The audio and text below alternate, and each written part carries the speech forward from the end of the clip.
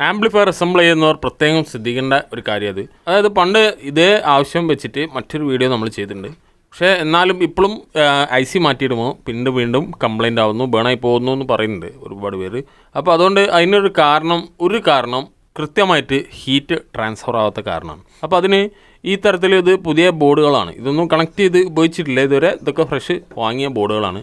അപ്പോൾ നമ്മളിത് കണക്ട് ചെയ്യുന്നതിന് മുമ്പ് ഞാൻ ചെയ്യുന്ന ചില കാര്യങ്ങളാണ് ഈ വീഡിയോയിൽ പറയുന്നത്. അപ്പോൾ ഇങ്ങനെയുള്ള ബോർഡുകൾ വാങ്ങുമ്പോൾ അധികം ഇതുപോലെ മൈക്ക ഷീറ്റ് ഉപയോഗിച്ചിട്ട് ഇൻസുലേറ്റ് ചെയ്തിട്ടുണ്ടാവും. ഇതിനകത്ത് ഇപ്പോൾ ചെറിയ തോതിൽ കമ്പൗണ്ട് പേസ്റ്റ് ഇട്ടുണ്ട്, ഹീറ്റ് സിങ്ക് പേസ്റ്റ് ഇട്ടിട്ടുണ്ട്, അത് കൂടാതെ മൈക്ക ഷീറ്റ് ഇട്ടുണ്ട്. പക്ഷേ ചിലതിൽ മൈക്ക ഷീറ്റ് മാത്രം ഉണ്ടാവുക. ഇങ്ങനെയുള്ള എല്ലാ IC ആയാലും ശരി, ട്രാൻസിസ്റ്റർ ആയാലും ശരി, മൈക്ക ഷീറ്റ് മാത്രം വെച്ചിട്ടാണ് അധികം ഉണ്ടാവുക.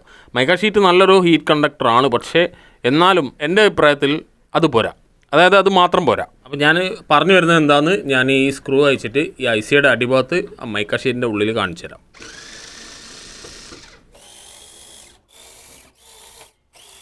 അപ്പോൾ നമ്മൾ സ്ക്രൂ അയച്ചിട്ടേ ഉള്ളൂ. ഇനി എടുത്ത് നോക്കിയാൽ നമുക്കിവിടെ കാണാം മൈക്ക ഷീറ്റ് അവിടെ നിൽക്കുന്നുണ്ട്.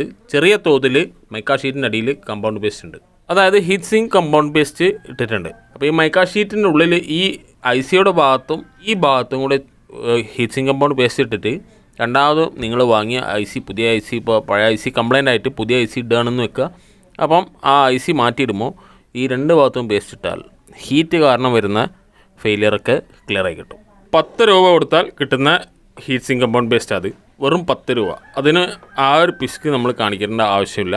നമുക്കിത് ഇട്ടിട്ട് ഞാനിതെങ്ങനെയാണ് ചെയ്യുന്നത് കാണിച്ചു തരാം. ഈ ബോർഡ് ഞാൻ ഉപയോഗിക്കാനുള്ളതാണെന്ന് പറഞ്ഞല്ലോ, ഇത് ഫ്രഷ് ബോർഡ് വാങ്ങിയാണ്. ഞാൻ ഇത് പണി എടുത്തിട്ടില്ല, ഇതിനകത്ത് സോൾഡറിങ് ഒന്നും ചെയ്തില്ല. അപ്പോൾ ഉപയോഗിക്കുന്നതിന് മുമ്പായിട്ട് ഇനി ഹീറ്റ് ആവുണ്ടോ നോക്കിയിട്ടൊന്നും ചെയ്യാൻ നിൽക്കണ്ട. നമ്മൾ അതിന് മുമ്പ് തന്നെ ഇതേപോലെ ആ മൈക്ക ഷീറ്റിൻ്റെ ബാക്ക് സൈഡ്, നമ്മളെ ഹീറ്റ് സിങ്കിൻ്റെ സൈഡിലേക്ക് ഉള്ള ആ മൈക്ക ഷീറ്റിൻ്റെ മറ്റേ ഭാഗത്തും കൂടി നമ്മൾ പേസ്റ്റ് ഉപയോഗിക്കുക. ഇത് ഇവിടെ വെച്ച് തേക്കാൻ പ്രയാസം ഉണ്ടെങ്കിൽ നമ്മൾ ഹീറ്റ് സിങ്കിൻ്റെ മുകളിൽ ഉപയോഗിച്ചാലും മതി.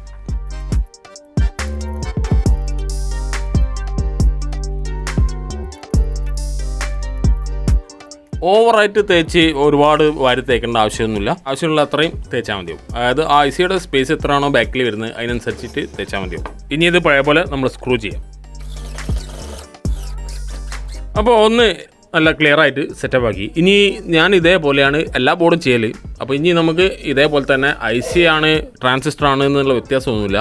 ഹീറ്റ് സിങ്കിൽ പ്ലേസ് ചെയ്യുന്ന എല്ലാ കമ്പോണൻറ്റിനും ഇതേപോലെ ഉപയോഗിക്കണം. ഇതേപോലെ തന്നെ നമ്മൾ ഈ ട്രാൻസിസ്റ്റർ അയച്ചിട്ട് ഇതേപോലെ ചെയ്യാം. ഇതിനകത്ത് ഇപ്പോൾ ഷീറ്റ് കണ്ടാൽ നിങ്ങൾ വിചാരിക്കും അതിനകത്ത് ഹീറ്റ് സിങ്ക് പേസ്റ്റ് ഉണ്ട് എന്നൊന്ന് അയച്ചു നോക്കാം. ഇത് റവിയുടെ ഒരു ചാനൽ ബോർഡാണ്, ഒരു 2 ട്രാൻസിസ്റ്റർ ബോർഡാണ്, 3055 എന്നുള്ള ഒരു ട്രാൻസിസ്റ്റർ ബോർഡാണ്.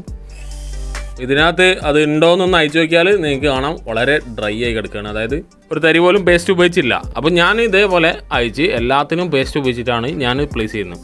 പണ്ട് ഒരുപാട് പണി കിട്ടിയതുകൊണ്ട് ഇപ്പോൾ വളരെ ശ്രദ്ധിച്ചാണ് ഓരോ കാര്യങ്ങളും ചെയ്യുന്നത്. അപ്പോൾ ഇതിലും ഇതേപോലെ തന്നെ നമ്മൾ പേസ്റ്റ് ഉപയോഗിച്ചിട്ട് രണ്ടാമത് ഫിക്സ് ചെയ്യുക. അതായത് ശരിക്കും പറഞ്ഞാൽ ഈ ഷീറ്റിൻ്റെ അടിഭാഗത്തും പേസ്റ്റ് ഉപയോഗിക്കുക. ഉണ്ടോ, വെറുതെ നിൽക്കുകയാണ്, ജസ്റ്റ് വെറുതെ നിൽക്കുകയാണ്. ഇത് മതി ഹീറ്റ് കണ്ടക്ട് ചെയ്യാൻ. പക്ഷേ എൻ്റെ അഭിപ്രായത്തിൽ കുറച്ചും കൂടെ നന്നാക്കുന്നത് വളരെ നല്ലതാണ്. അപ്പോൾ ഈ ടിപ്പ് യൂസ്ഫുൾ ആണെങ്കിൽ തീർച്ചയായിട്ടും ലൈക്ക് ചെയ്യുക വീഡിയോയ്ക്ക്. അപ്പം ചാനൽ സബ്സ്ക്രൈബ് ചെയ്യാത്തവർ തീർച്ചയായിട്ടും സബ്സ്ക്രൈബ് ചെയ്യുക. അടുത്ത വീഡിയോയിൽ കാണാം.